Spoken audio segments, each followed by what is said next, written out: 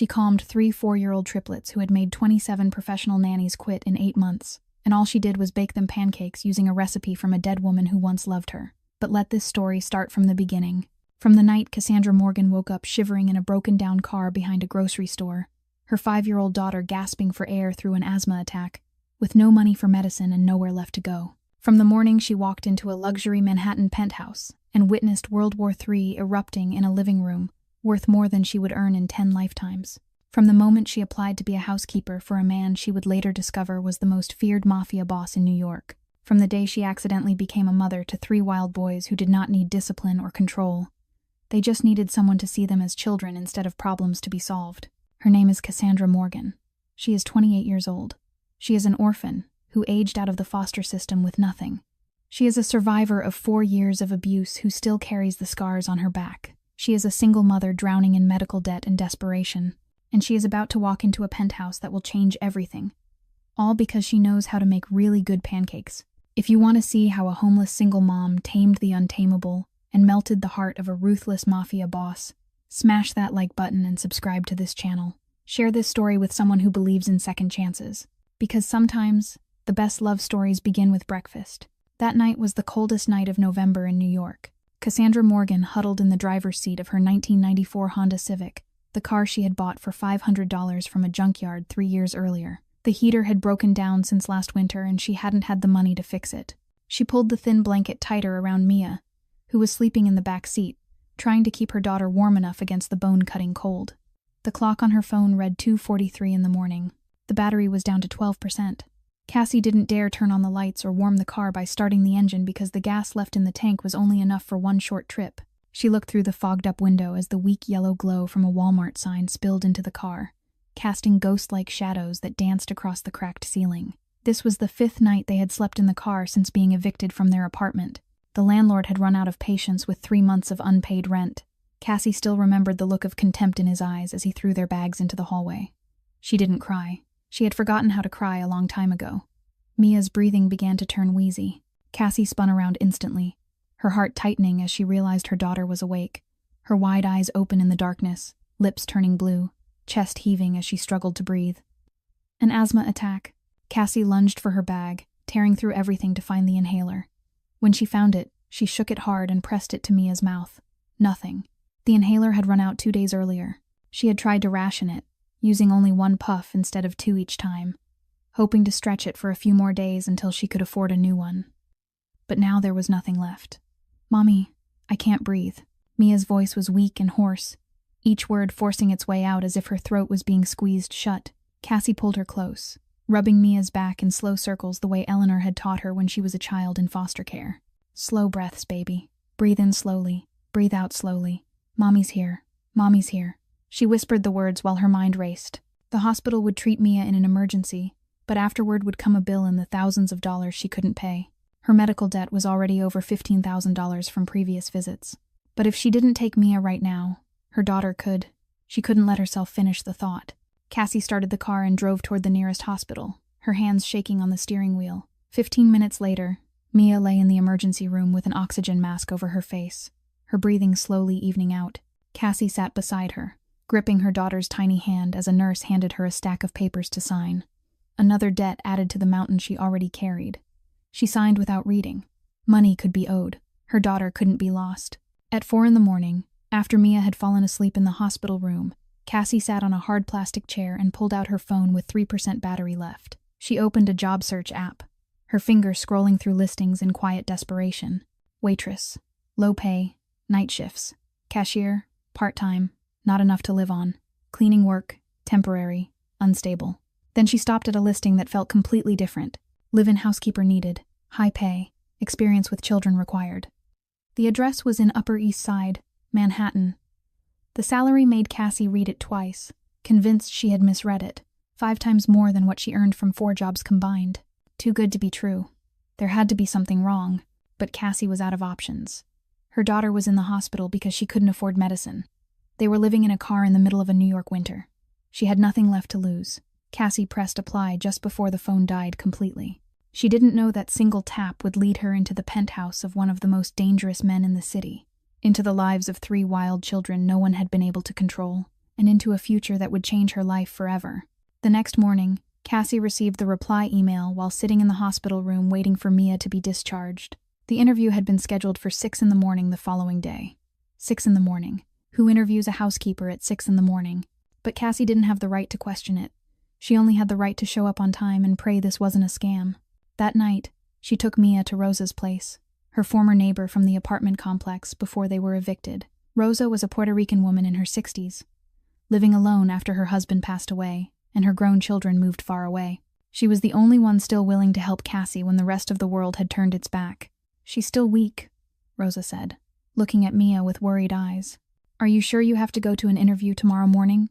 "I don't have any other choice, ma'am." Cassie bent down and kissed Mia's sleeping forehead. "If I don't get this job, I don't know what else to do." Rosa sighed and placed a hand on Cassie's shoulder. "You're the strongest child I've ever known. I saw that back when you were still in foster care. You'll get through this." Cassie wasn't so sure, but she nodded and left. She worked her night cleaning shift from 10 in the evening until 4 in the morning at an office building, then went straight to the interview address without time to shower or change properly. She only managed to stop at a public restroom in the subway station, wipe herself down with wet paper towels, and change into the only decent outfit she had left. A white button-down shirt yellowed at the collar, and black slacks that fit a little too tight because she had lost too much weight over the past few months. Cassie pulled her sleeves down as far as she could to hide the scar on her wrist. She didn't want anyone to see the marks of her past. When she stepped out of the subway station in the Upper East Side, Cassie felt like she had landed on another planet. Towering buildings with gleaming glass facades, luxury cars lined along the street, each one worth more than her entire lifetime of work. Pedestrians in tailored suits and office dresses, Starbucks cups in hand, moving with purpose and importance. And her, Cassandra Morgan, standing in the middle of all that wealth with the faint scent of industrial bleach still clinging to her hair. The building she needed was one of the tallest in the area, with a marble lobby and crystal chandeliers hanging from a soaring ceiling. Cassie walked inside, trying to look as though she belonged there even as her heart pounded in her chest. The security guard at the desk looked up at her, his gaze sweeping from head to toe with undisguised disdain. "What are you here for?" His voice was cold. "I have an interview. At the penthouse." "An interview?" He smirked. "For what position?" "Housekeeper." He looked her over again, this time more carefully, as if appraising a cheap item in a second-hand shop. Cassie felt her cheeks burn with shame, but she lifted her chin. She had endured far worse than this. A look of contempt was nothing compared to what Ryan had done to her. "I'll call upstairs to confirm." He picked up the phone, spoke briefly, then hung up with a flicker of surprise on his face. "Private elevator at the end of the hall on the right. Straight to the penthouse." Cassie stepped into the elevator, the polished metal doors sliding shut behind her. She looked at her reflection in the mirrored surface and barely recognized the woman staring back. Thin, pale, dark circles under her eyes from endless lack of sleep. But there was still a faint glimmer of hope left in her gaze. The elevator stopped, the doors opened, and Cassie stepped into a completely different world.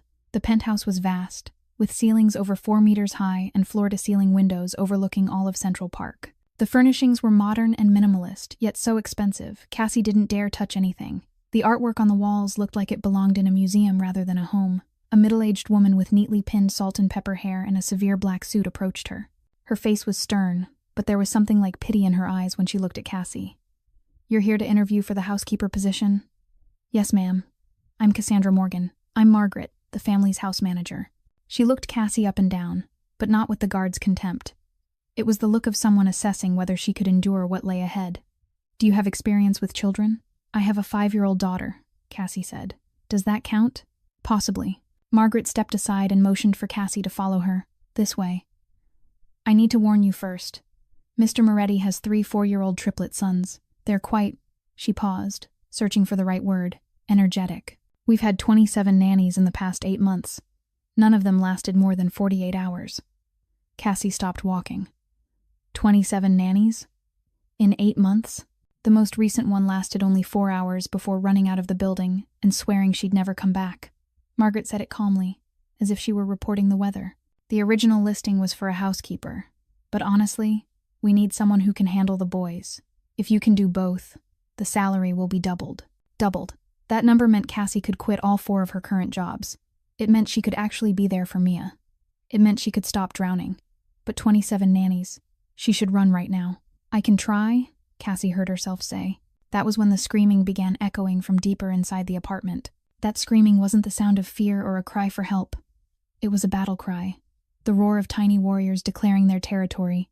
Margaret let out a weary sigh, as if this was something she endured every single day, and hurried toward the living room. Cassie followed, and the moment she crossed the doorway, she understood exactly why 27 nannies had run away. The vast living room with its expensive furnishings had turned into a war zone. Cereal was scattered across the marble floor, like a layer of brown and yellow snow. Milk pooled in uneven white patches on a Persian rug. Cassie was certain was worth more than an entire year of her old rent. A piece of artwork on the wall had been scribbled over with crayons, wild lines slashed across the face of a lady in the painting. And in the middle of all that chaos were 3 identical boys, from their curly black hair to their big brown eyes. Yet each of them was creating a different kind of destruction. The first boy stood on top of the marble kitchen island, tilting a cereal box and pouring it onto the floor with a defiant expression. He stared straight at Margaret, lips pressed tight as if to say she couldn't do a thing to him. "That's Nico," Margaret shouted to Cassie over the noise. "The oldest of the 3x4 minutes. He thinks he's the boss." Cassie looked toward the corner of the room, and her heart nearly stopped. The second boy was hanging from the massive curtains, at least 3 meters above the ground, swinging like a monkey in a zoo. The red velvet fabric trembled dangerously, and Cassie could see the curtain rod beginning to bend under the boy's weight. "Leo," Margaret explained, as if a 4-year-old dangling 3 meters in the air was perfectly normal. "The middle one. He can climb anything. We've had to lock all the windows because we're afraid he'll climb out onto the balcony." A deafening clanging sound erupted from the kitchen, making Cassie turn around. The third boy, the smallest of the 3, sat in the middle of a pile of pots and pans, banging 2 saucepans together like a drummer. The shrill noise echoed through the penthouse, and the boy screamed along with each strike at a volume Cassie didn't think a 4-year-old could produce. "And that's Theo," Margaret nearly had to yell into Cassie's ear. "The youngest, the quietest, but when he wants attention, the whole building knows it. Boys, stop right now." Margaret tried to use a firm voice. "Stop immediately." No one listened. Nico kept pouring cereal. Leo swung harder on the curtains. Theo banged the pots louder. The 3 boys completely ignored Margaret's existence, as if she were an invisible ghost. "We've tried everything." Margaret turned to Cassie with a look of surrender. "Strict nannies, gentle nannies, nannies with degrees in child psychology, nannies who worked with autistic children, nannies from Europe, Asia, South America. No one can control them. Either they drive people insane or they make them cry and run away. Mr. Moretti is almost desperate. He's in his office trying to work while this is what every morning looks like." Cassie stood still and watched. She didn't see 3 bad children. She didn't see 3 little monsters that needed to be controlled. She saw something else. She saw Nico, whose eyes weren't defiant but testing, waiting to see how the adult would react, checking whether anyone truly cared or just wanted him to be quiet. She saw Leo up high, not because he wanted to destroy anything, but because he wanted to be seen, wanted someone to notice him long enough to worry. She saw Theo banging the pots not because he loved noise, but because noise was the only way he knew how to say that he existed, that he was here, that someone should look at him. Cassie saw herself in those boys. The orphan child who screamed and broke things in foster care because no one listened. The child who was called trouble, a problem, someone no one wanted to adopt, until Eleanor came along and looked past the anger to see the child inside who was starving for love. "Have you asked them what they want?" Cassie suddenly spoke. Margaret turned to her as if she had just spoken in a foreign language. "What did you say?"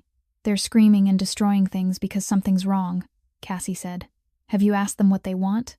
"They don't know what they want. They're only 4 years old. They know exactly what they want," Cassie replied, her eyes still on the boys. "They just don't know how to say it yet."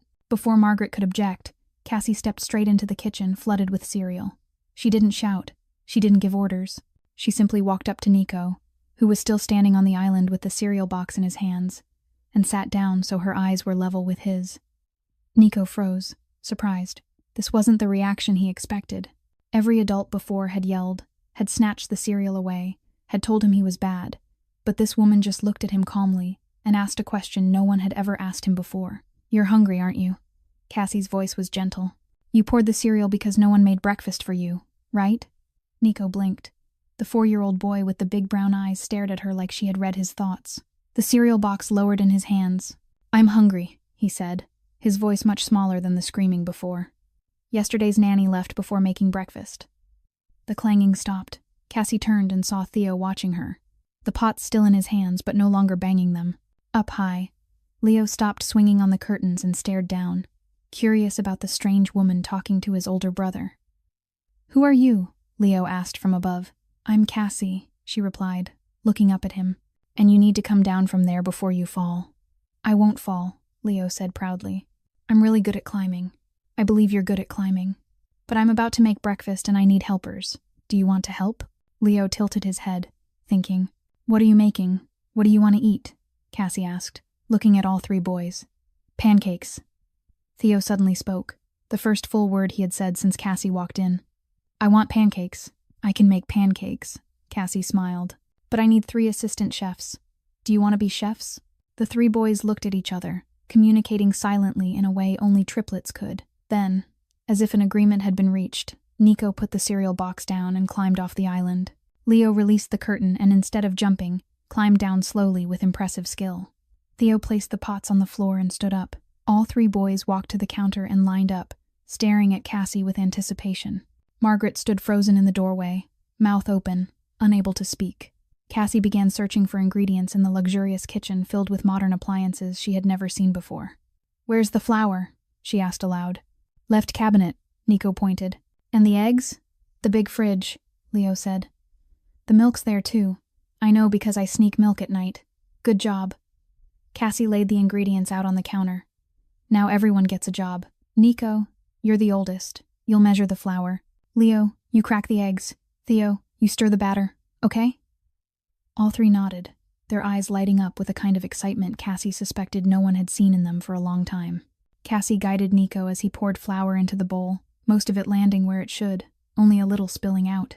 She didn't scold him, just laughed and said flour liked to dance. Leo cracked the eggs with fierce concentration, tongue sticking out to the side, and only broke one onto the floor. When he looked ready to cry, thinking he'd be yelled at, Cassie handed him another egg and said even the best chefs broke eggs sometimes. Theo stirred the batter with such focus he didn't say a word, fully absorbed in his task. When Cassie poured the batter onto the pan, a familiar smell filled the kitchen. It was Eleanor's recipe, the only foster mother who had ever loved her during her years in care. Eleanor had passed away 3 years earlier, just before Mia was born, but her pancake recipe lived on in Cassie's memory. A little vanilla, a little brown sugar, and the secret was a small pinch of cinnamon. Eleanor used to say pancakes weren't just food, they were love you could taste. "Who wants to flip one?" Cassie asked. Me. 3 voices answered at once. Cassie helped each boy flip a pancake, holding the pan handle together with their small hands. Nico flipped his perfectly and cheered. Leo flipped a bit too hard and nearly sent it flying, but it landed safely back in the pan. And Theo, the quietest one, flipped his so perfectly Cassie had to call him a flipping genius. Theo's smile then, small but real, was the first true smile Cassie had seen on his face. 30 minutes later, the kitchen looked like a flour bomb had gone off. Batter was on the floor, the counters, the boys' hair, and Cassie's too. But on the table was a towering stack of pancakes, and 3 boys sat eating happily from plates they had helped make themselves. No more screaming, no more banging pots, no one hanging from the curtains, just chewing, quiet giggles, and Nico telling his brothers these were the best pancakes ever. "This is the best breakfast I've ever had," Leo declared, his mouth still full. "Because you made it yourselves," Cassie said, wiping flour from Theo's cheek. "Food always tastes better when you make it." "Will you make breakfast with us tomorrow?" Theo asked softly, his voice trembling as if afraid of the answer. "If your dad lets me stay, I'll make breakfast with you every day." "Dad will let you stay," Nico said firmly. "All the nannies leave, but you're different. You don't yell." Margaret was still standing in the doorway, now with tears in her eyes. In 8 months, she had never seen the boys sit and eat a full meal, never seen them laugh like this, never seen Theo, the quietest one, speak so much. "How did you do that?" Margaret asked, her voice rough with emotion. Cassie looked at the boys eating happily, then turned back to her. "I didn't see 3 bad children. I just saw 3 hungry children who were treated like problems instead of people. Sometimes all kids need is someone who listens." That was when a voice spoke from behind her, deep and cold as ice. "Who are you?" Cassie turned around and nearly dropped the pan in her hands. The man standing in the kitchen doorway was the embodiment of power and danger. He stood at least 6'1", with broad shoulders and solid muscle visible beneath the thin fabric of a black shirt left casually unbuttoned at the top. Tattoos ran from his neck down across his chest, Intricate patterns Cassie didn't have time to fully see, but more than enough to know he wasn't an ordinary man. A thick gold chain rested against his chest, catching the kitchen light. His face looked carved from stone, sharp jawline, straight nose, and eyes so dark and cold Cassie felt frozen where she stood. His black hair was slightly disheveled, as if he had run his hands through it too many times from stress. This was the face of a man who wasn't used to being refused, wasn't used to being challenged, and certainly wasn't used to seeing his 3 sons sitting calmly and eating breakfast like this. "Dad," Nico looked up, his mouth still smeared with syrup. "You have to try these pancakes. They're really good. Miss Cassie made them with us." Lorenzo Moretti, the boss of one of the most powerful mafia families in New York, stood perfectly still. His cold eyes moved from Nico to Leo and then to Theo, as if he couldn't believe what he was seeing. 3 sons, the children who had driven 27 nannies away, were sitting properly at the table, eating pancakes and talking like ordinary kids. "I cracked the eggs," Leo bragged proudly. "I only broke 1. I stirred the batter," Theo added, and it was the longest sentence he had spoken all morning. "Miss Cassie says I'm a flipping genius." Lorenzo turned his gaze to Cassie, and she felt as if she were being scanned to the bone. His stare was sharp, calculating, assessing every detail of who she was in a few silent seconds. "You're here for the housekeeper position," he said at last. Not a question, but a statement. "Yes." Cassie forced her voice to stay steady even as her heart raced. "I'm Cassandra Morgan. I came for the interview this morning. And you decided to cook breakfast instead of interviewing. The boys were hungry and destroying the kitchen," Cassie replied. Surprised, her voice didn't shake. "I thought breakfast would solve both problems." Lorenzo was silent for a long moment. He looked at the stack of pancakes on the table, at the kitchen smeared with flour and eggs, at his 3 sons eating happily with syrup on their cheeks and flour in their hair. Then he looked back at Cassie and something shifted in those cold eyes. Not warmth, but recognition, respect. 27 professional nannies couldn't get my sons to sit and eat a single meal in the past 8 months. Lorenzo's voice was still deep but no longer icy. "You've been here less than an hour and they're eating pancakes like angels. What did you do?" "I asked them what they wanted," Cassie answered simply. "Then I listened." Lorenzo looked at her as if she had spoken in a language he had never heard before. "You're hired," he said abruptly. What?" "You're hired," Lorenzo repeated. "Not as a housekeeper. As whatever it is you just did. Triple the salary listed. Starting today." Cassie opened her mouth to speak, but Lorenzo had already turned to Margaret. "Prepare a room for her, close to my son's rooms, and call my lawyer. I want an employment contract drafted before noon. Mr. Moretti." Cassie spoke. Surprised, she dared interrupt him. "I have one condition." Lorenzo stopped and turned, one eyebrow lifting slightly. Few people dared set conditions with him and lived to tell about it. "What condition?" "I have a daughter," Cassie said, her voice trembling but firm. "Mia, 5 years old. If this is a live-in position, she has to stay with me. I can't be apart from her." Lorenzo didn't answer right away. He studied Cassie with an unreadable expression, and she felt like she was standing in a courtroom awaiting judgment. Every second stretched endlessly. "How old is she?" 5. "And you're raising her alone?" "Yes." Cassie didn't explain further. She didn't want to talk about Ryan, about the years of hell, about why she was alone. Lorenzo nodded once. "Bring the girl here. There's more than enough room. My sons could use a sister to play with. We're getting a sister." Leo jumped up from his chair, eyes shining. "Really? A real sister?" "Her name is Mia," Cassie said. Tears threatening as relief washed over her. "She's 5, 1 year older than you. We'll protect her," Nico declared seriously. "We're big brothers. Big brothers protect their sister." Lorenzo looked at his sons, then at Cassie, and she could swear the corner of his mouth lifted just slightly. "Any other conditions?" "My daughter has asthma," Cassie added, knowing she was pushing her luck but unable to stop. "She needs monthly medication, and I have a lot of medical debt. I'll take care of the best health insurance for both of you." Lorenzo cut in. "Medication? Doctors? Anything the girl needs? You just take care of my sons." Cassie didn't know what to say. That morning she had been sleeping in a car with her asthmatic daughter, unsure where the next meal would come from. Now a mafia boss was offering her a salary 10 times anything she had ever earned, along with housing and health care. "Is this real? When can you start?" Lorenzo asked. I need to pick up my daughter," Cassie stammered. "She's staying with someone I know. I can come back this afternoon. I'll send a car," Lorenzo said, pulling out his phone. "The address." Cassie recited Rosa's address as if in a dream. Everything was happening too fast, too unreal. She had come here hoping only for a job to survive. She never imagined she would leave with a completely new life. "Dad," Theo suddenly spoke, his small voice quiet. "Miss Cassie is staying with us." "Right. She's not leaving like the others." Lorenzo looked at his son, then at Cassie with a warning in his eyes that said if she dared hurt his children, she would regret it. But Cassie wasn't afraid of that look. She had lived in fear of another man for 4 years, and she knew the difference between real danger and protection. Lorenzo Moretti was dangerous, but not to those who belonged to him. "She's staying," Lorenzo told Theo, his eyes still on Cassie. "Right, Miss Morgan." Cassie looked at the 3 boys, watching her with hopeful eyes. 3 children she had met less than an hour ago, yet who reminded her of herself as a child. 3 children who needed someone to stay. "Yes," she said, "I'll stay." The black Mercedes pulled to a stop in front of the aging apartment building in Queens where Rosa lived. Cassie stepped out of the car, feeling like she had slipped into someone else's dream. Just a few hours earlier, she had been a homeless woman interviewing for a housekeeper job. Now she had ridden in a luxury car with a private driver, on her way to pick up her daughter and take her to a new home. Rosa opened the door with Mia hiding behind her, the little girl's wide eyes fixed anxiously on the expensive car. "Mommy, what's happening?" Mia whispered, her voice barely louder than a breath. "Are we in trouble?" "No, sweetheart." Cassie knelt down and wrapped her arms around her daughter.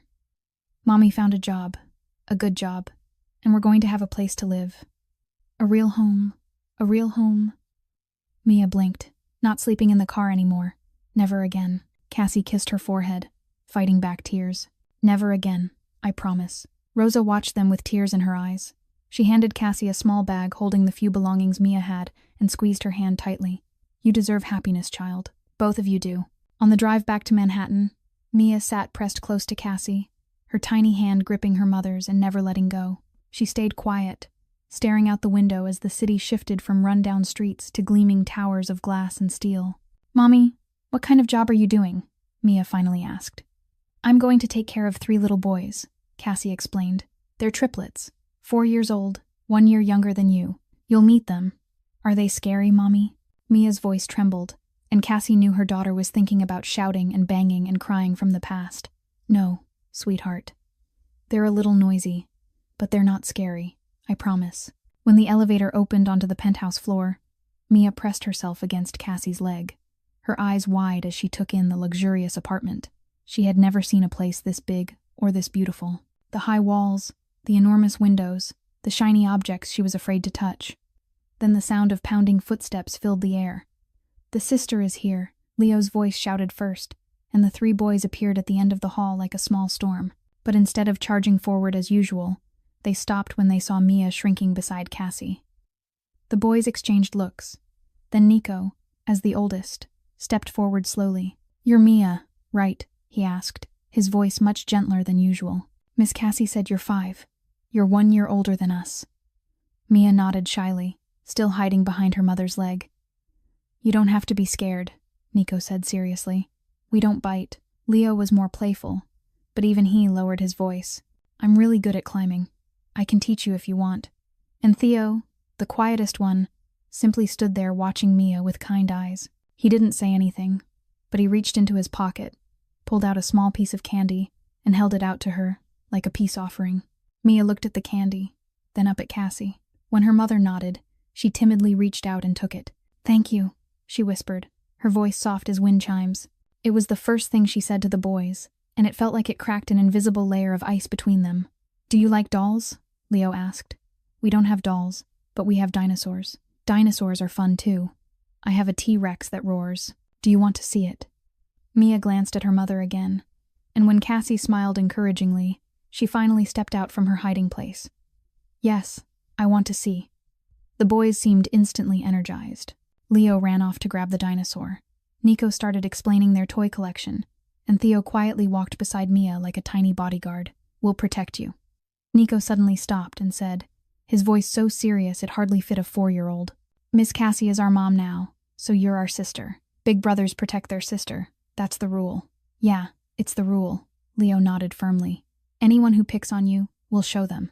Mia looked at the 3 boys with tears pooling in her eyes, and Cassie realized her daughter was feeling something she had never truly known before. Belonging, safety. Mia had never had siblings, never had anyone stand on her side besides her mother. And now she had 3 brothers declaring they would protect her after knowing her for only minutes. "Thank you," Mia said, her voice shaking. "I've never had big brothers before." "Well, now you've got 3 at once," Leo grinned. "Saves time getting to know them one by one." Margaret appeared at the end of the hall, watching the 4 children slowly finding their way toward each other. She turned to Cassie, her eyes filled with undisguised amazement. "You really do have something magical with children." "It's not magic," Cassie replied, her eyes following the 4 kids as they walked together toward the playroom. "It's just love. Sometimes that's all children need." That afternoon, the storm arrived without any warning at all. 1 minute earlier, the 4 children had been playing happily in the playroom, laughter echoing through the penthouse. The next minute, everything exploded. Cassie didn't know exactly what triggered it. Maybe Leo grabbed the T-Rex dinosaur out of Nico's hands. Maybe Theo was pushed when he tried to squeeze between his brothers. Maybe it was simply the exhaustion piling up from a long day filled with too many changes. Whatever the cause, the result was unmistakable. All 3 boys erupted at once like 3 timed bombs detonating together. Nico screamed and hurled toys at the wall with the shocking strength of a 4-year-old. Leo sobbed uncontrollably, pounding his fists against the floor while yelling words no one could understand. And Theo, the quietest of the 3, reacted the hardest of all. He dropped to the floor, wrapped his arms around his knees, crying without sound, while his entire body trembled as if he were carrying pain too big for words. Mia stood frozen in the corner of the room, eyes wide with terror, her small hands clamped tightly over her ears. She was used to yelling, too used to it. Memories of Ryan screaming, of the terrifying nights in their old apartment, rushed back and made her shake. Margaret rushed to the doorway of the playroom, her face drained of color.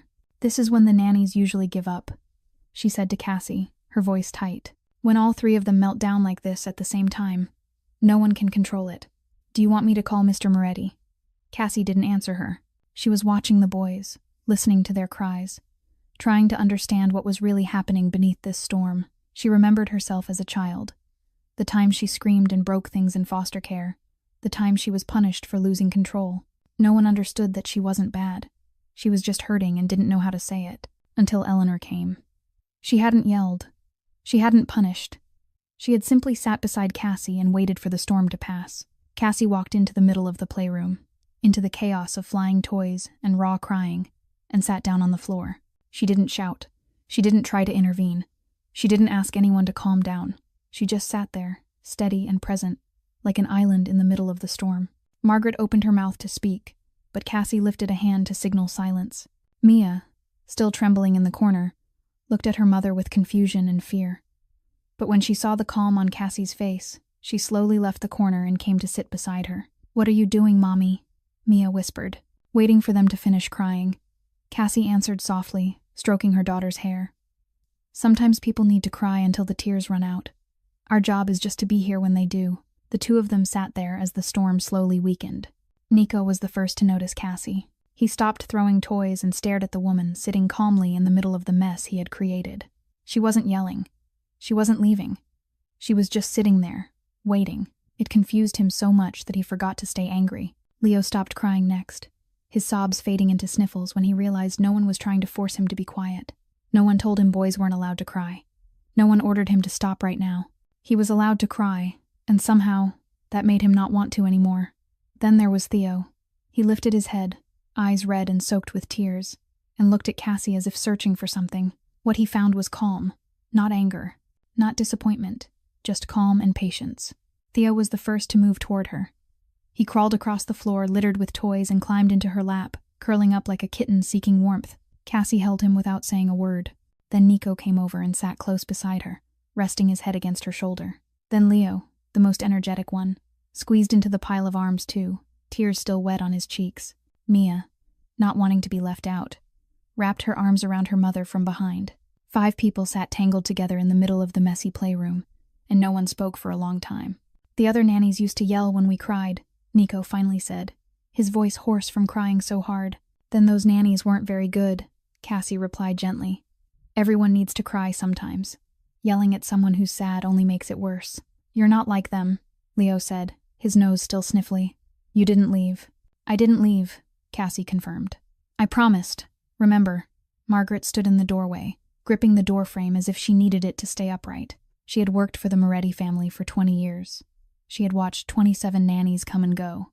She had seen the best trained, most experienced professionals defeated by these 3 boys. But she had never seen this. Never seen someone simply sit down and wait. Never seen the boys choose to seek comfort on their own after a meltdown. Never seen them this peaceful. "How did you do it?" Margaret asked, her voice barely above a whisper, afraid to break the sacred quiet. Cassie looked up at her, one arm still wrapped around Theo, the other gently stroking Mia's hair. "I didn't do anything," she said. "I just stayed. Sometimes, being there is enough." Lorenzo came home earlier than usual that day. Margaret had called him right after the meltdown, not to report that the new nanny had quit, but to tell him what she had witnessed. He hadn't believed her. The previous 27 nannies had all said his sons were uncontrollable, that they needed harsher discipline, that perhaps they had psychological issues requiring treatment. And now Margaret was telling him that a woman who had simply sat on the floor and waited had caused all 3 boys to calm down on their own. He had to see it with his own eyes. When Lorenzo stepped into the living room, he stopped at the doorway as if he had hit an invisible wall. On the large sofa, Cassie was sitting with all 4 children gathered around her. Nico and Leo were on either side. Theo lay curled with his knees tucked up on her lap, and Mia sat pressed close to her mother. They were watching a cartoon about talking cars, soft giggles rising whenever something funny happened. These weren't the children who had driven 27 nannies away. These were normal children, happy, loved. "Dad." Leo was the first to spot him. "Dad, you're home. Come watch the movie with us." Lorenzo was about to refuse. He had work, calls to make, an empire to run. But then Theo lifted his head and looked at him with eyes still slightly red from crying, and the boy said a single word that dissolved every excuse. "Dad." Not a question, not a demand, just a quiet call filled with hope. Lorenzo walked over and sat down beside the sofa. He didn't know what to do, didn't know how to sit, stiff as a block of wood among the laughing children. But when Nico naturally leaned his head against Lorenzo's arm, when Leo started explaining the plot as if his father couldn't possibly understand it on his own, when Theo reached out and wrapped his fingers around Lorenzo's, something inside his chest softened. This was the first time in 8 months he had sat and watched a movie with his sons. That night, after all 4 children were fast asleep, Lorenzo found Cassie in the kitchen. She was making tea, her slender figure standing by the window, looking out over the Manhattan skyline at night. He stood in the doorway for a moment, watching her before he spoke. "How did you do it?" Cassie turned around, not surprised to see him. "Do what?" "Calm them down. Make them listen. Make Theo talk." He had barely spoken in 6 months. "I didn't make them do anything," Cassie replied, holding her cup of tea, her eyes meeting his. "I just listened. Children don't need someone to control them. They need someone to understand them." Lorenzo was quiet for a long time. He walked into the kitchen, poured himself a glass of whiskey, and sat across from Cassie at the island. "I don't know how to be a father," he admitted, his voice low and tired. "I can build an empire. I can control hundreds of men. I can negotiate multi-million-dollar deals.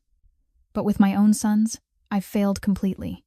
Their mother left when they were just over 1 year old," he continued, staring into his glass as if searching for answers there. "Victoria said she couldn't handle this life, couldn't handle the danger, couldn't handle me. She disappeared one night and never came back. Since then, I've tried to do it alone. I hired nannies. I hired specialists. I hired anyone who could help me raise my sons. But no one stayed. No one, until today." Cassie listened in silence, not interrupting, not judging. "You didn't fail," she finally said. "You're still here. You're still trying. You didn't leave like their mother did. That already counts for a lot, but it's not enough." Lorenzo looked up at her. "If it were enough, my sons wouldn't be the children 27 nannies couldn't stand."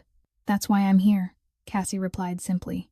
"To help you find the rest." Lorenzo looked at the woman in front of him. Thin, pale, dark circles under her eyes, hands rough from years of labor. A single mother who had lived in a car with her sick child.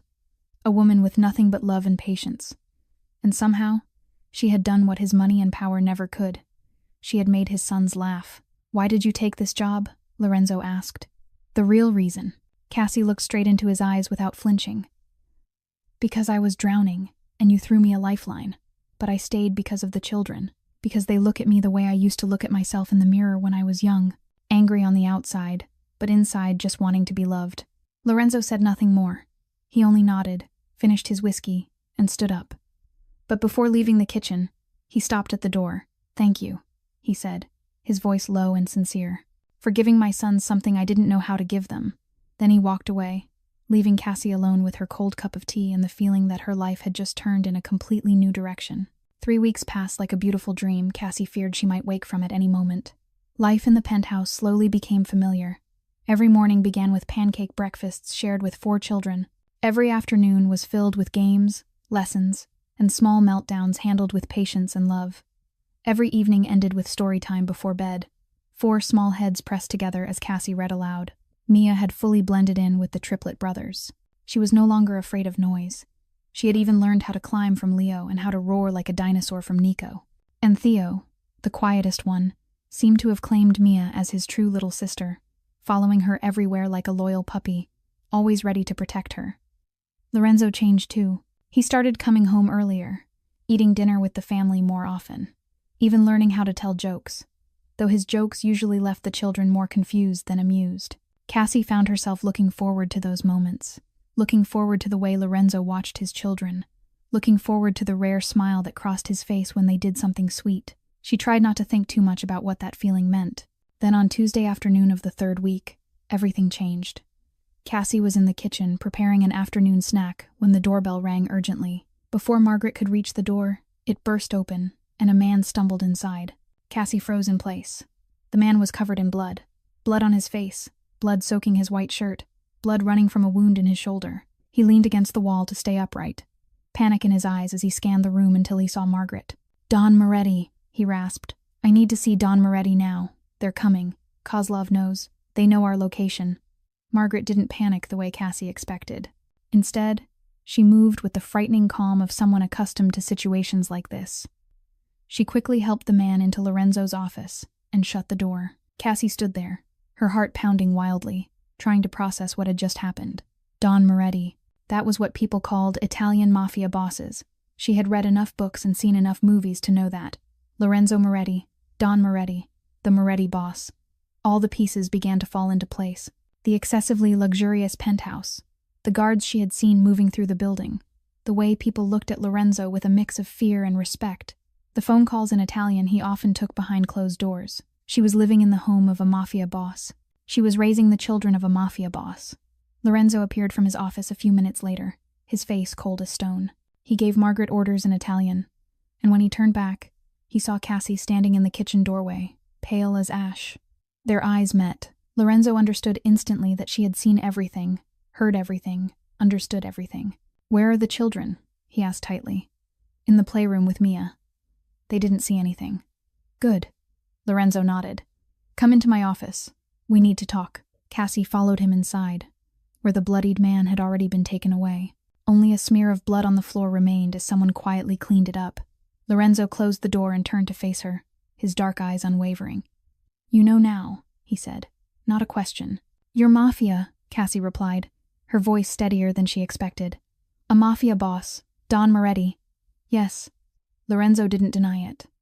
"The Moretti family is one of the most powerful families in New York. I'm the one in charge.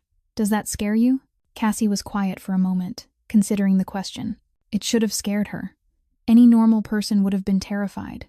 But Cassie had lived 4 years with a man who made her afraid every single day. And that man hadn't been Mafia. He had just been an ordinary man with fists and uncontrolled rage. "It should scare me," she finally said. "But honestly, I was far more afraid working night shifts in bad neighborhoods for minimum wage. I was far more afraid living with my ex-husband." Lorenzo frowned, clearly not expecting that answer. "You're not worried about living in the house of a criminal. Dangerous to whom?" Cassie asked calmly. "To the people who threaten you, the people who betray you, your enemies. But to your children, you're just a father doing his best. To me, you're the man who gave my daughter and me a home when no one else even looked at us. Your danger isn't aimed at us. So what exactly should I be afraid of?" Lorenzo looked at her as if she were a creature he had never encountered before. "Most people run when they find out." "I'm not most people," Cassie replied. "And I promised your children I would stay. I don't break promises to kids." Lorenzo was silent for a long moment, his dark eyes fixed on her with something Cassie couldn't read. Then he nodded slowly, as if making an important decision. "You're a remarkable woman, Cassandra Morgan," he said, his voice low and sincere. "I'm starting to understand why my sons care for you so deeply." Then he opened the door and gestured for her to go first. Now go check on the children. I have some matters to handle."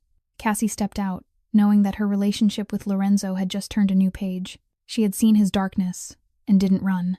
And somehow, that made her feel closer to him than ever before. That night, after the children had fallen fast asleep, Cassie sat alone on the penthouse balcony, looking out at the city of New York glowing with lights below. She couldn't sleep. The events of the day kept looping through her mind. The blood-covered man, the conversation with Lorenzo, the realization that she was living inside the world of the mafia, and yet, strangely, she wasn't afraid. She had lived with fear for far too long, and that fear had never come from crime bosses or killers. It had come from an ordinary man she had once called her husband. Soft footsteps sounded behind her, and Cassie knew it was Lorenzo before she turned around. "Can't sleep?" he asked, stepping onto the balcony and standing beside her. "No," she replied. "Too much to think about." Lorenzo was quiet for a moment, standing with her as they looked out over the city. Then he spoke, his voice low and softer than usual. "This morning you said you were more afraid of your ex-husband than of me. What did he do to you?" Cassie felt her body tense. It was a question she had avoided for 2 years. A question she didn't want to answer, because answering meant remembering, reliving memories she had tried to bury. But there was something about Lorenzo, about the way he asked not out of curiosity but out of a genuine need to understand, that made her open up. "His name was Ryan," Cassie began, her voice quiet and distant as if she were talking about someone else. "We met when I was 19, just out of the foster care system with nothing but a bag of old clothes. He was 5 years older, handsome, charming, and he said exactly what I wanted to hear. I thought it was love. I didn't know it was a trap." She paused and took a slow breath. Lorenzo didn't rush her. He simply waited in silence. "At first it was just words. He told me I was stupid, useless, that no one would ever love an orphan like me except him. I believed it because I didn't know anything else. Then words became punches. Punches became kicks. Kicks became 4 years of hell. I didn't know how to escape." Cassie gently pulled down the collar of her shirt, revealing a long scar running from her shoulder down her back. Lorenzo inhaled sharply when he saw it, his dark eyes clouding with something dangerous. "He shoved me into a glass door," Cassie said, her voice flat as if she were talking about the weather. "The glass shattered. I stitched the wound myself because he wouldn't let me go to a hospital, afraid they would ask questions. Mia was only 2 then, crying all night because she saw the blood. Where is he now?" Lorenzo's voice was low and cold, colder than anything Cassie had ever heard from him. This wasn't the voice of a father or an ordinary man. This was the voice of Don Moretti, of someone who could make people disappear without a trace. "I don't know," Cassie answered. 2 years ago, he drained our joint account and vanished. No words, no message. He just wasn't there anymore. And I wasn't sad or angry. I was just relieved that he was finally gone. "If he comes back," Lorenzo said, each word heavy as stone, "if he shows up anywhere near you or Mia, you tell me immediately. Do you understand?" Cassie looked at him and saw deadly seriousness in those eyes. "For what?" she asked.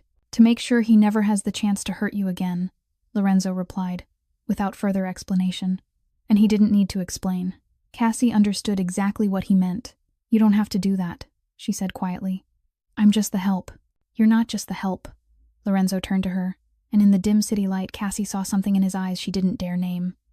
"You're the woman who brought joy back into my sons' lives. You're the first one who stayed. You belong to this family now, and I protect what belongs to me. At any cost." Cassie felt tears rise, not from sadness, but because for the first time in her life, someone wanted to protect her. Not because she was weak or needed saving, but because she mattered. "Thank you," she whispered. Lorenzo didn't answer with words. He only reached out, his fingers brushing lightly over the scar on her shoulder with a gentleness Cassie never imagined a man like him could possess. Then he withdrew his hand, turned, and walked back inside, leaving Cassie with a racing heart and the realization that she was falling in love with a mafia boss. The 5th week marked a turning point Cassie never saw coming. It all began on an ordinary Tuesday morning like any other, with pancake batter sizzling in the pan and 4 children sitting around the table waiting. Leo was the first to say it. "Mama Cassie, I want extra chocolate chips." Cassie nearly dropped the pan. She turned to look at him, unsure if she had heard him correctly. But Leo only looked back at her with wide, innocent eyes, as if he had said the most natural thing in the world. "What did you just call me?" "Mama Cassie." Leo tilted his head. "You're our mama. You take care of us. You make breakfast for us. You read stories to us. You hold us when we cry. That's what mamas do. Nico nodded in agreement. We already talked about it, he said with the serious air of a leader who had made an important decision. Your mama Cassie. Dad is Papa Lorenzo. Mia is our sister. We're a family. And Theo, the quietest one, only looked at Cassie with hopeful eyes and asked a single question. Do you want to be our mama? Cassie couldn't hold back her tears. She knelt down, wrapped all 3 boys in her arms, and cried like she never had before. Yes, she wanted to. She wanted to more than anything. Lorenzo stood in the kitchen doorway, having witnessed everything. When Cassie looked up at him with anxious eyes, afraid she had crossed some invisible line, he only nodded slowly. A small, rare smile appeared at the corner of his mouth. And from that day on, Mama Cassie became what the 3 boys called her. Mia began calling Lorenzo Papa Lorenzo as well. At first shyly, then as naturally as breathing. She even drew a family picture with 7 people, the 6 of them now, and 1 future baby, because every family needed another baby. Lorenzo kept that drawing in his wallet. As Mia's 6th birthday approached, Cassie began planning a small celebration.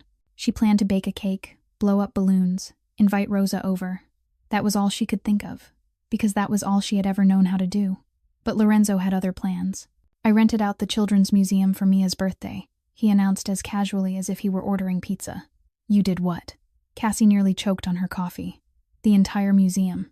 3 hours. No one else but our family. I also invited a few kids from the Triplets preschool. There will be costumed performers, a magician, and a castle-shaped birthday cake, because Mia once said she liked castles. Lorenzo, that's too much. Cassie tried to protest. I can't let you spend that much money on my daughter. Lorenzo cut in, and the way he said my daughter made Cassie's chest tighten. Mia is my daughter now, in every way that matters. She's had 5 birthdays with store-bought cakes and no parties because her mother had to work 3 or 4 jobs at once. This year she'll have the birthday she deserves. Don't argue with me about this, Cassie. This is what I want to do. Cassie couldn't argue, and she didn't want to when she saw the look in Lorenzo's eyes. The look of a father who wanted to give his daughter the entire world. On Mia's birthday, when the family walked into the empty museum reserved just for them, Mia froze at the entrance. She looked around with eyes so wide Cassie was afraid they might spill over. Balloons everywhere. Birthday banners hanging from the ceiling. Museum staff dressed as princesses and princes waiting to greet her. And at the center stood a towering 3-tier castle cake, with Mia's name written in shimmering pink frosting. Is all of this for me? Mia's voice trembled. All of it is yours, little princess. Lorenzo knelt beside her. Happy birthday. Mia didn't speak. She just stood there as tears rolled down her cheeks. Cassie rushed over, afraid something was wrong. But when Mia turned to her, Cassie saw these weren't tears of sadness. They were the tears of a child who had grown used to having nothing and was suddenly given the world. Mama, Mia whispered through sobs. I never thought I'd have a birthday like this. I thought I never would. Now you do. Cassie hugged her daughter, her own tears falling. And you'll have birthdays like this every year from now on. Every single year. Papa promises. The 3 triplet boys stood beside Lorenzo, watching with unusually serious expressions. Then Theo stepped forward and held out a small gift wrapped in scribbled paper. It's from us, he said softly. We made it ourselves. Inside was a bracelet made of colorful plastic beads, clearly handmade by the boys, uneven and imperfect. But to Mia, it was the most beautiful gift she had ever received. You made this for me, Mia asked, her voice still shaking. Because you're our sister, Nico replied. Sisters get birthday gifts from their brothers. Mia wrapped her arms around all 3 boys, and Cassie watched the 4 children clinging to each other with a heart overflowing with love. She looked up and met Lorenzo's gaze. He was looking at her, and in his dark eyes Cassie saw what she had tried to deny for weeks. Love, not gratitude, not respect, real love. And she knew that no matter how crazy this was, no matter how dangerous Lorenzo might be, she was in love with him. In love with the man who rented an entire museum for her daughter's birthday. In love with a father learning how to love his children one day at a time. In love with a mafia boss who hid a soft heart behind a cold exterior. She was already in love, and she couldn't stop anymore. The night after the birthday party, when all 4 children were fast asleep, worn out from a day of joy, Cassie stepped onto the terrace to breathe in the cool air. She stood there looking out over Manhattan glowing with lights when she heard familiar footsteps behind her. Lorenzo came to stand beside her, silent for a long moment before speaking. You made Mia happy today. Not me. Cassie shook her head. You're the one who rented the entire museum, the one who did all of that for her. I only rented the museum. You're the one who taught her to believe in happiness." Lorenzo turned to her, and his gaze tonight was different from every time before. There was no coldness, no distance, only a tenderness Cassie had never seen in him. "I need to tell you something," he said, his voice low and steady. "I've tried to hold this back, tried to convince myself it was just gratitude, just respect, but I can't lie to myself anymore." Cassie felt her heart begin to race. "Lorenzo, what are you saying?" "I'm in love with you," Lorenzo said, each word clear and unwavering. "I've loved you since the day you made pancakes with my sons and treated them like people instead of problems. I've loved you since the day you sat on the floor during their meltdown and waited until they calmed down. I've loved you since the moment you learned who I was and chose to stay instead of running away. I love you, Cassandra Morgan. I love you with everything I have." Cassie stood frozen, unable to believe what she was hearing. The most powerful man in New York, the mafia boss the entire city feared, was standing in front of her confessing his love with a sincerity that made her want to cry. "This is complicated," she whispered. "You're my employer. There's a power imbalance. And the children, if we try and fail, they'll be hurt. I know all of that." Lorenzo stepped closer and lifted her chin, so she had to look into his eyes. "I also know I can't keep pretending I don't feel this. I watch you with the children every day, and I think about what it would be like if we were a real family. If you were my wife instead of my employee. If we could build a future together. And if I hurt you," Cassie asked, her voice trembling, "if I'm not good enough. I don't know how to love the right way, Lorenzo. The only man I ever loved destroyed me. I don't know how not to repeat that mistake." "You weren't the one who was wrong," Lorenzo said, his thumb brushing her cheek gently. "He was, and I'm not him. I won't promise to be perfect. I'm dangerous. I have enemies. I do things you may never fully accept. But there's one thing I can promise. I'll never hurt you. I'll protect you with my life. You and the children are my family, and I protect my family at any cost." Cassie didn't answer with words. She rose onto her toes and kissed him. The kiss carried everything she didn't know how to say: fear and hope, wounds from the past, and faith in the future. Love she had tried to hold back but couldn't anymore. Lorenzo returned the kiss, one hand at her waist, the other threading into her hair. The kiss was deep and sweet, as if they had been waiting for this their entire lives. When they pulled apart, both of them were breathing hard, foreheads resting together. "That took too long," Lorenzo murmured. "I was going to say perfect, but too long works too." Cassie laughed softly. Then a small voice came from the terrace doorway. "We knew it." They turned to see all 4 children standing there, eyes wide but faces lit up with grins. Leo spoke first. "Papa looks at Mama Cassie like a prince looks at a princess in movies." He crossed his arms triumphantly. "That means kissing, right? Are you okay with this?" Cassie asked, looking anxiously at the 4 small faces. "Does that mean we're a real family now?" Nico asked instead. "A real family. Forever," Lorenzo answered. "If you all agree." The 4 children looked at each other, then rushed forward together, wrapping Cassie and Lorenzo in a tangled embrace full of laughter and cheers. "A real family?" Theo whispered, smiling brighter than Cassie had ever seen him smile. "We have a real family now." 2 weeks after that first kiss on the terrace, Cassie's life felt like a fairy tale she was afraid to believe was real. Lorenzo and she didn't rush anything. They moved slowly, keeping the children at the center, building a foundation for something new. Stolen kisses in the kitchen when the kids weren't looking, hands finding each other beneath the dinner table, late-night conversations on the balcony when the whole house was asleep. Cassie had never been loved like this. Never been treated as someone who mattered, who was respected, who was protected, and she began to believe that maybe, just maybe, she deserved this happiness. Then the past came knocking. It was a Tuesday morning like any other. Cassie was in the kitchen making pancakes when the doorbell rang. Margaret went to answer it, and a few seconds later returned with a tense expression. "Miss Morgan, there's a man here to see you. He says he's Mia's father." Cassie's heart stopped. It couldn't be. Not now.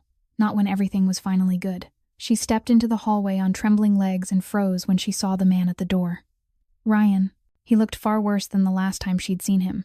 Thinner, more worn down, eyes bloodshot, the sharp smell of alcohol clinging to his wrinkled clothes, but his smile was the same, that poisonous smile she'd feared for 4 years.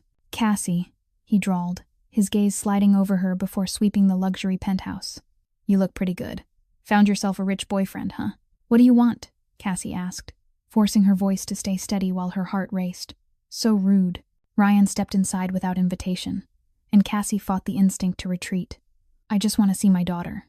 It's been 2 years. A father misses his kid. You left, Cassie said through clenched teeth. You drained the account and disappeared without a word. You gave up being a father that day. I didn't sign anything, Ryan sneered. Legally, I'm still her father. I still have visitation rights, and I can fight for custody if I want. And I'm thinking... He glanced around the penthouse again. Maybe I should take my daughter back to live with her real dad instead of staying here with a criminal. Cassie's blood ran cold. What do you know? Enough, Ryan scoffed. Lorenzo Moretti, Don Moretti, the most powerful mafia boss in New York.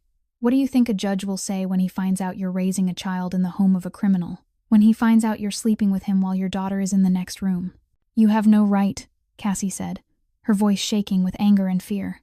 You abused me for 4 years. You think the court won't care about that? Where's the proof? Ryan stepped closer, and Cassie felt herself shrinking like she used to. Did you ever call the police? Ever go to the hospital and file a report? Nothing, right. Because you were too scared, too weak to do anything. Me, I've got lawyers. I've got a plan, and I can turn your life into hell if you don't cooperate.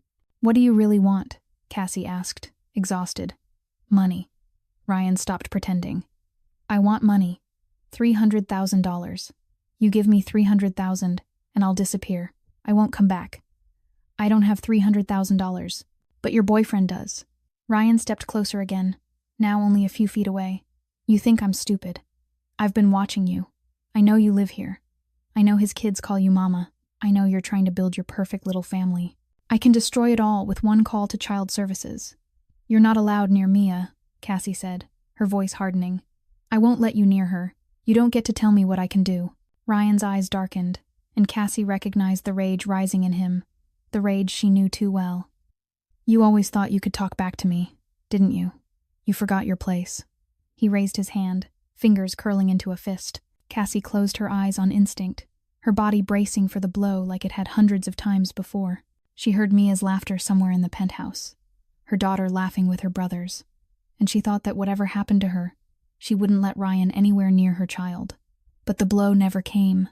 Instead, Cassie heard a sickening crack and a scream of pain from Ryan. She opened her eyes and saw Lorenzo standing in front of her, one hand gripping Ryan's wrist twisted back at an unnatural angle, his gaze ice cold as he stared at the man writhing in agony. Lorenzo didn't say a word. He simply stood there, gripping Ryan's wrist in a position that forced the man down onto his knees in agony. The blackness in Lorenzo's eyes was so cold, Cassie felt as if the temperature in the room had dropped several degrees. This wasn't the Lorenzo she knew, the man who told bedtime stories every night, the awkward father learning how to love his children. This was Don Moretti, the mafia boss the entire city of New York feared. Let me go. Ryan groaned, his face twisted in pain. Do you know who I am? I'll sue you. I'll call the police. Go ahead. Lorenzo finally spoke, his voice low and dangerous, like the growl of a predator. Let's see who gets here first. Your police, or my people. He twisted Ryan's wrist a fraction more and Ryan screamed. You walk into my home, threaten my woman, demand money from me, and you think you're entitled to anything. Cassie stood behind Lorenzo, her heart pounding, but not because she feared Ryan anymore. She was afraid of what Lorenzo might do. She knew he was capable of killing. She knew he had done it before, and looking into his eyes now, she knew he was standing dangerously close to that line. Lorenzo, she said softly, placing a hand on his shoulder. The children are in the house. Lorenzo froze. The muscles beneath her hand were rigid.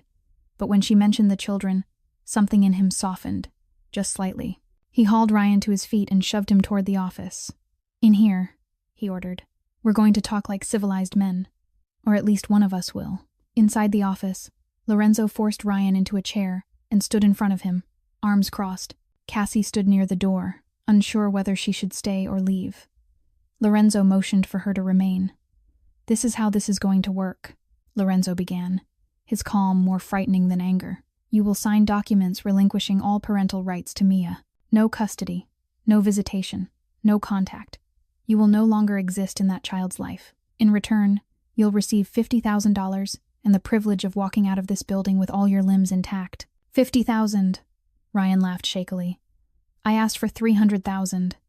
You demanded $300,000 from Cassie, Lorenzo replied coldly. You're negotiating with me now. And I don't negotiate. I set terms. You can accept them or you can refuse. And if I refuse, Ryan tried to sound defiant, but his voice trembled. Lorenzo smiled, and that smile was far more terrifying than rage. If you refuse, I'll make sure every terrible thing you've ever done is dragged into the light. I have people in every courtroom, every police precinct, every government office in this city. I'll pull up your records for driving under the influence, for assault, for unpaid debts. I'll make sure you can't find work scrubbing toilets. And that's only if I choose to stay within the law. Lorenzo stepped closer, leaning down until his eyes locked onto Ryan's. If I choose to step outside the law, you'll disappear. Not disappear like you did when you ran away. You'll vanish completely. No one will ever find you. No one will know where you went. You'll simply stop existing. Do you understand what I'm saying? Ryan went pale. He glanced at Cassie as if begging for help. But Cassie stood silent. She felt no pity, no guilt, only a strange sense of relief seeing the man who had tormented her for 4 years finally put in his place. All right, Ryan said at last, his voice shaking. I'll sign. Bring the papers.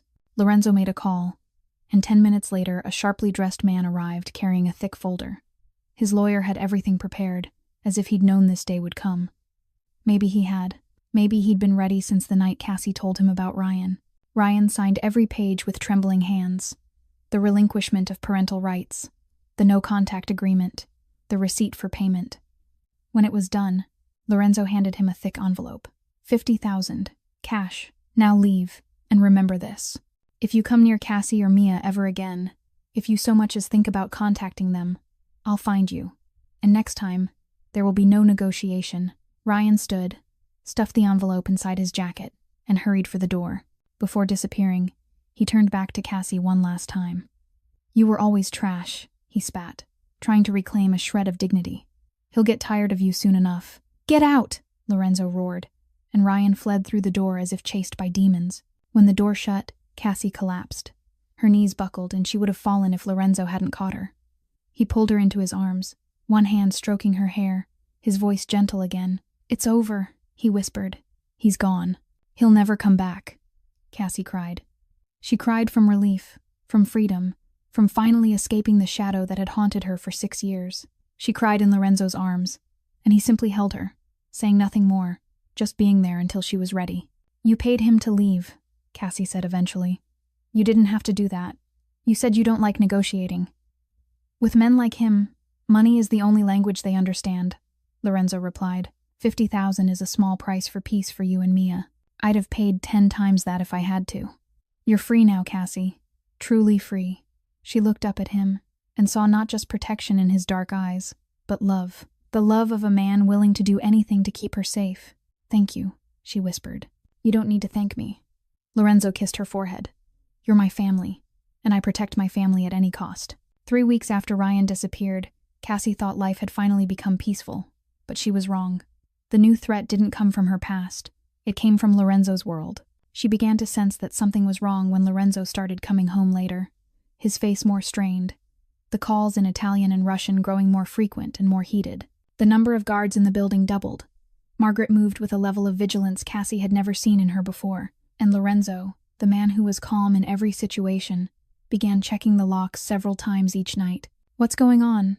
Cassie asked one night when she found Lorenzo in his office at 2 a.m, staring at his laptop screen with eyes red from lack of sleep. Lorenzo was silent for a long moment before answering. Viktor Kozlov. The name sounded familiar. Cassie remembered it was the name the blood-soaked man had mentioned the day she discovered Lorenzo was Mafia, the Russian mafia boss. He's your enemy. He wants to be, Lorenzo said, rubbing his forehead wearily. The Kozlov family has been trying to expand into my territory for years. I've always managed to block them. But recently Viktor changed tactics.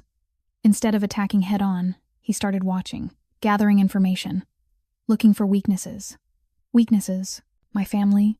Lorenzo looked up at her, and Cassie saw fear in those dark eyes. Not fear for himself, but fear for the people he loved. He knows about you, about Mia, about my sons.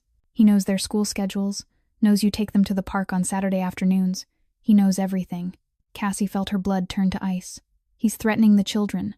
He's sending a message that he can reach anyone I love whenever he wants. Lorenzo stood and walked to her, taking her hands in his. "I'm handling this. I won't let anything happen to you or the children. But for now, everyone needs to be more careful. No going out without security. No crowded public places. No exceptions. We need to tell the children," Cassie said. "They're old enough to understand that they need to be careful, and they'll be more afraid if they sense something is wrong without anyone explaining it." Lorenzo agreed, and the next morning they sat down with the 4 children in the living room. The kids looked at the adults anxiously, sensing the seriousness in the air. "What's wrong, Papa?" Nico asked, instinctively taking Mia's hand as if to protect his sister. "Papa has some problems with work," Lorenzo explained carefully, choosing words the children could understand. "There are some people who don't like Papa, and they might try to bother our family, so we all need to be more careful for a while." "Are bad people going to come take us?" Leo asked, eyes wide. "No one is coming to take you," Cassie said quickly, reassuring him. "But you need to listen to the adults. Stay with the guards when you go out, and never go anywhere alone. Can you do that? We'll be careful," Nico said seriously. "We'll protect each other." "Right." Leo and Mia nodded. But Theo, the quietest of them, was watching Cassie with his usual thoughtful gaze. "Mama Cassie, why do you look tired?" he asked suddenly. "Are you sick?" Cassie froze. She had tried to hide it, waiting for the right moment to speak. But Theo was too perceptive. He had noticed the change in her, the morning nausea, the unusual fatigue, the way she rested her hand on her stomach without realizing it. Lorenzo looked at her with concern. "Are you sick?" "Why didn't you tell me?" Cassie took a deep breath. She had planned to wait until things settled down, but maybe there was no such thing as a perfect moment. Maybe the family needed good news in the middle of all this worry. "I'm not sick," she said slowly, looking at Lorenzo. "I'm pregnant." Lorenzo froze as if someone had struck him. His mouth opened and closed, no words coming out. In his entire life, this powerful mafia boss had never been this shocked. "You're pregnant," he repeated, as if he needed to hear it again to believe it. "We're having a baby, almost 2 months," Cassie nodded. "I found out last week, but I wanted to wait for the right time to tell you. But maybe the family needs to know now." "We're having a baby," Leo shouted, breaking the silence. "A real baby. Our baby." "Yes," Cassie smiled through tears. "You're getting another sibling." Nico stood, his face serious like a grown man's. "I'll protect the baby," he declared. "I'm the oldest. I'll protect all my siblings." Leo jumped up and down with excitement. "I'll teach the baby how to climb. The baby will climb as good as me." Mia clapped her hands. "I want a sister. I'll have a sister to play dolls with." Theo quietly walked over to Cassie and gently placed his hand on her stomach. "Is the baby safe, Mama?" he asked softly. "Will the bad people hurt the baby?" "No one will hurt the baby." Lorenzo finally found his voice. He knelt beside Theo, one hand on his son's shoulder, the other resting over Cassie's hand on her stomach. "Papa will protect the baby. Protect Mama. Protect all of you. No one is allowed to touch Papa's family." He looked up at Cassie, and in those dark eyes she saw 1,000 emotions. Shock, joy, fear, determination, love. "I'll end things with Kozlov before the baby is born," Lorenzo said. "And it wasn't a promise. It was an oath. My child won't be born under the shadow of threats. This family will be safe. I swear it to you." The attack came on a Tuesday night, as if the universe wanted to remind Cassie that the most important moments of her life always happened on that day. She was reading a bedtime story to the 4 children, all of them crowded together on one large bed, when the alarm tore through the calm. This wasn't the usual soft chime that sounded when someone entered the elevator. This was the emergency alarm, sharp and relentless. The alarm, Lorenzo had explained, meant intrusion. "Children, follow Mama right now," Cassie said, her voice steady even as her heart pounded wildly. "Now." No questions. The 4 children obeyed instantly, the survival instincts Lorenzo had drilled into them over weeks kicking in. Nico grabbed Mia's hand. Leo took Theo's, and they ran after Cassie down the hallway toward the safe room Lorenzo had built specifically for moments like this. The room was hidden behind a false wall in the master bedroom, with a thick steel door, an independent ventilation system, and enough water and food to last a week. Lorenzo had hoped they would never need it, but he had prepared for the worst. Cassie pushed the false wall aside, revealing the steel door. She entered the code with trembling hands, and the door slid open with a soft hiss. "Inside! Now! Hurry!" she urged, pushing each child in. Nico went last, turning back to look at her with the worried but resolute eyes of an oldest brother trying to be strong for his siblings. "You'll be okay," Cassie told all 4 of them. Stay in here. Don't come out no matter what happens. Do you understand? Where's Papa? Mia asked, her voice shaking. Papa will come.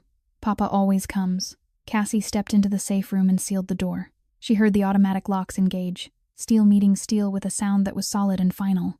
In the dim light of the emergency lamp, she pulled all 4 children into her arms and waited. The gunshots came.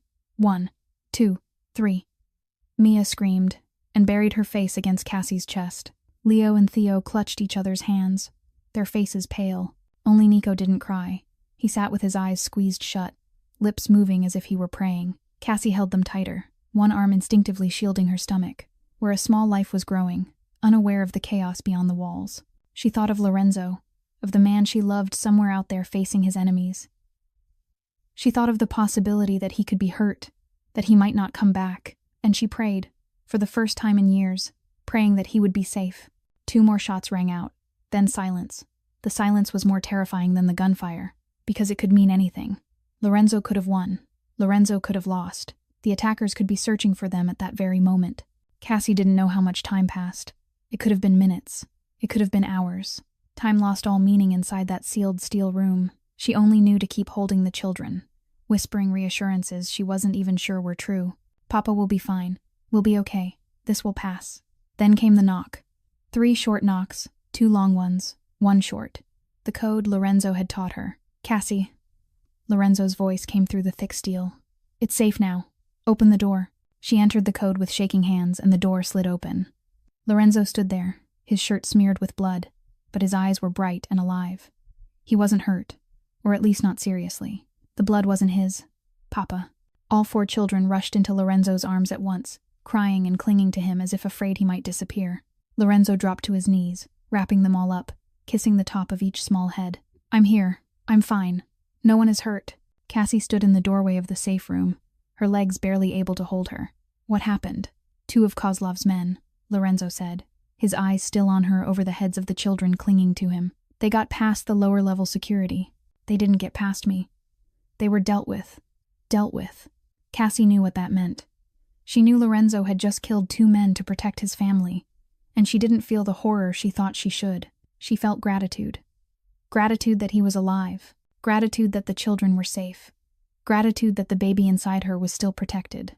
Lorenzo stood and walked to her, pulling her into his arms. He didn't speak, just held her tightly as if she were the most precious thing in the world. I almost lost everything, he whispered into her hair. I almost lost you. Lost the children. Lost the child not yet born. I couldn't survive that, but you didn't lose us, Cassie said, holding him back, feeling his heart pounding through his shirt. You saved us. You always save us. Kozlov has to end, Lorenzo said, his voice hard as steel. I'll finish this.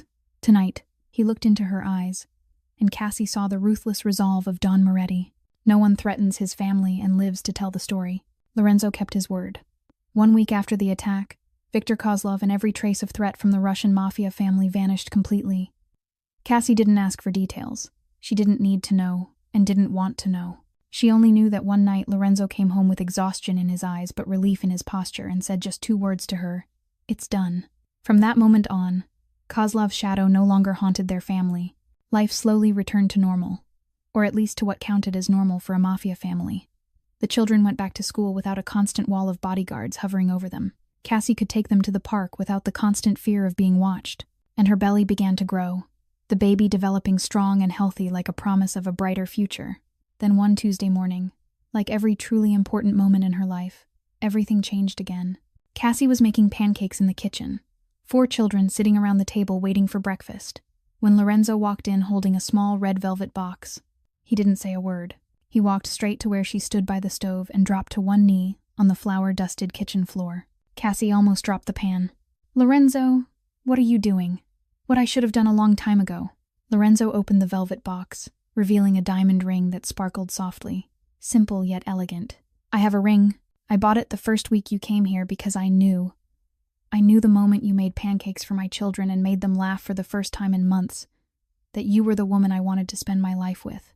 I kept waiting for the perfect moment to propose, and then I realized there's no more perfect moment than this one. Here, in the kitchen where you turned this house into a home, with our 4 children watching, with you carrying our 5th child. This is my life. You are my life. Cassandra Morgan. Will you marry me? Cassie stood there with tears streaming down her face, pancake pan still in her hand, flour smudged across her apron. She looked at Lorenzo kneeling before her, the most powerful man in New York, staring up at her with hope and fear, like a boy terrified of rejection. She looked at the 4 children holding their breath, waiting, and she knew there was only one possible answer.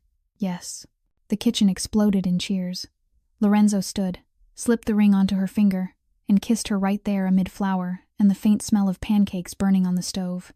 The wedding took place 2 weeks later on a clear Saturday morning in Central Park. Not the lavish ceremony people might expect from a mafia boss. Just family, Margaret, Rosa, and a judge Lorenzo knew. Cassie wore a simple white dress that gently hid her 4-month pregnant belly. Mia served as flower girl in a soft pink dress, while the triplets wore tiny suits identical to their fathers, solemn like miniature gentlemen. Lorenzo cried when he saw Cassie walking toward him.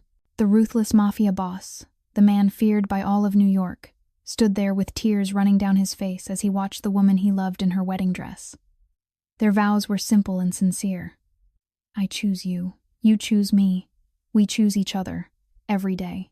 Forever. After the ceremony, they completed another sacred act. The judge stayed to witness and sign the adoption papers. Lorenzo legally adopted Mia as his daughter. Cassie legally adopted Nico, Leo, and Theo as her sons. On paper, in the eyes of the law, they were now a complete family. Mia, do you want Papa Lorenzo to be your real father? The judge asked gently. Mia looked at Lorenzo with wide, serious eyes. He already is my real father. The papers are just so everyone else knows. And you boys, the judge turned to the triplets. Do you want Cassie to be your real mother? She's been our mama since the day she made her first pancakes, Nico replied. We were just waiting for the paperwork to catch up with the truth. The judge smiled and signed the documents. And just like that, Mia Morgan became Mia Moretti. Nico, Leo, and Theo gained a legal mother. Their family was officially complete in the eyes of the world. That night, after the children were asleep, Cassie stood in front of the mirror, staring at the wedding ring on her finger. She still couldn't believe how much her life had changed. 6 months ago, she'd been sleeping in a car with a sick child. No money for medicine, no future. Now she was the wife of Lorenzo Moretti, the mother of 4 incredible children, pregnant with a 5th, living in a luxury penthouse in Manhattan. Is this real? She asked Lorenzo when he came to stand behind her, wrapping his arms around her pregnant belly. Am I dreaming? If you're dreaming, then I'm dreaming with you, Lorenzo said softly, kissing her shoulder. And I never want to wake up. From the hallway came the sound of small footsteps. Mia appeared in the doorway, eyes half closed with sleep but still searching for her parents. Papa, I can't sleep. I want Papa to tell me a story. It was the first time Mia had called him Papa, without adding Lorenzo afterward. Just Papa. Simple and natural as breathing. Lorenzo looked at Cassie, his eyes shining, then bent to lift his daughter into his arms. All right, little princess. Papa will tell you a story. Cassie watched them go, her heart so full she thought it might burst. Family. She finally had a real family. 5 months after the wedding, at 3 a.m. on a Tuesday, Cassie woke to a sharp pain tearing through her abdomen and a warm wetness spreading beneath her. She lay there for a second, trying to understand what was happening, and then it hit her. Her water had broken. The baby was coming. Lorenzo. She shook her husband's shoulder. Lorenzo, it's time. Lorenzo shot upright like a spring, eyes still heavy with sleep but instantly alert when the words registered. It's time. Now. The baby. The hospital. Who do I call? Where's the bag? Where's the car? Where are the keys? Cassie would have laughed if she wasn't in so much pain she could cry. The man who could face the Russian mafia without a tremor was now pacing the bedroom like a headless chicken because his wife was in labor. The bag's by the door, she said between contractions. Call Margaret to watch the kids. And calm down. You're making me more nervous.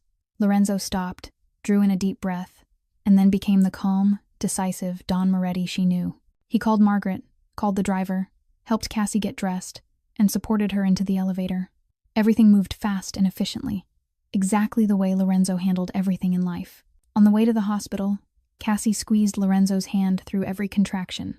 He didn't complain, just let her crush his fingers. Sometimes he kissed her forehead, whispering that she was doing great, that he loved her, that everything would be fine. The hospital had been alerted in advance, and they were taken straight to the best delivery suite. Doctors and nurses were already waiting. Cassie felt grateful that Lorenzo's money was useful in moments like this. 6 hours.